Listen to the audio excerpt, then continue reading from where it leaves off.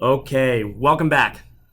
So next thing we're going to be over in this next section is, as I mentioned, we're going to be going over like presentation documents that you're going to need before you start your presentation. So if you remember, step one we're going to be going through is open. Step one here is open eApp login. Step two we're going to press start presentation and enter their information like we did in here. Then step three you're going to resize eApp and everything. Open your script and resize that thing so it's kind of appropriate. All right, kind of leaves us this little thing down here, this little nugget. All right, so um, let's go into what we're actually going to need. Now for this, I'm going to be doing this as a union presentation. Okay, so for the most part, you're going to need more or less the same things, but we'll go over the specifics later. All right, we're going to be going over what you need for a union presentation. So I'm just going to go right here to my my downloads folder, and I'll go in here, and let's go into presentation documents. So one thing I will need is I'm going to need obviously the letter for the member. So I'm going to open all three of these. Okay, so I'm going to go to the mail out letter.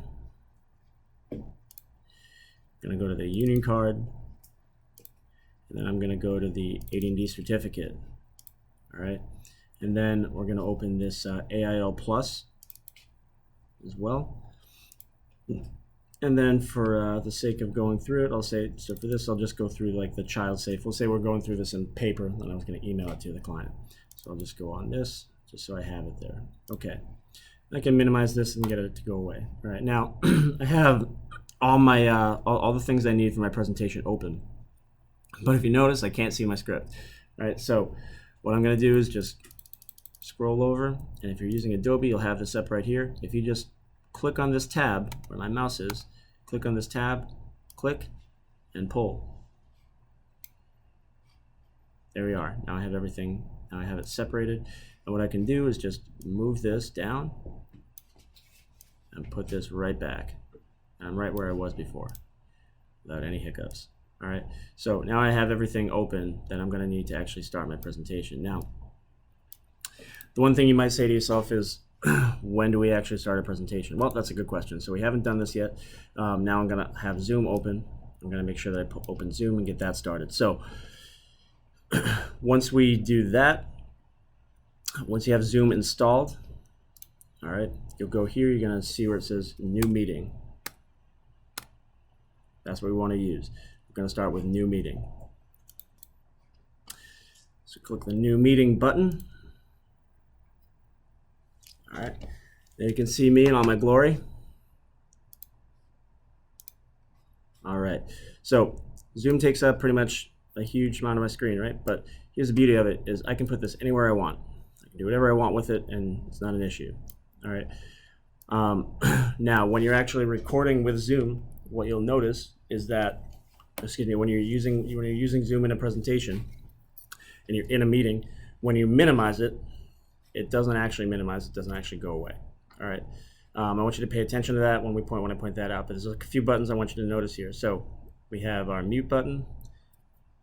By default, I start meetings muted. You just want to make sure you turn it off, otherwise people can't hear a word you're saying. All right. Your camera buttons, want your camera on. It's kind of a given. Participants. Now when you have someone join your meeting, it'll show right here whoever's in your waiting room. You'll see it as a little option. You can then highlight them and admit them into the meeting. All right.